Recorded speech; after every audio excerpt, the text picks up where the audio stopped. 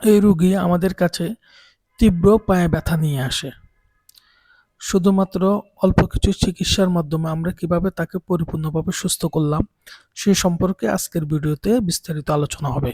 সালামু আলাইকুম রহমতুল্লাহি ওয়া এই রোগী পা মচকে গিয়ে পায়ে প্রচণ্ডভাবে আঘাত পান। তিনি ধারণা করছিলেন যে অল্প কিছুদিনের ভিতর তিনি সুস্থ হয়ে যাবেন, কিন্তু বাড়িতে থাকার পরও তিনি সুস্থ হচ্ছিলেন না। ওনার ব্যথা তীব্র থেকে তীব্রতর হচ্ছিল।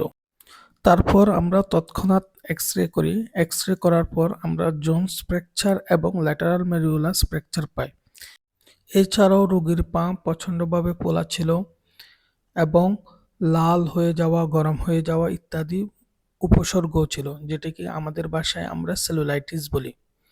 তারপর আমরা পরবর্তীতে আমাদের ট্রিটমেন্ট প্ল্যান সাজাই। আমরা প্লাস্টার করি এবং অন্যান্য যে সমস্ত ওষুধ দেওয়া দরকার সেটি দিই।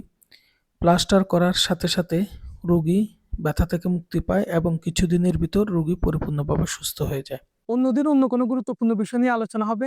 সে পর্যন্ত সবাই ভালো থাকবেন, সুস্থ থাকবেন। আসসালামু আলাইকুম রহমতুল্লাহ।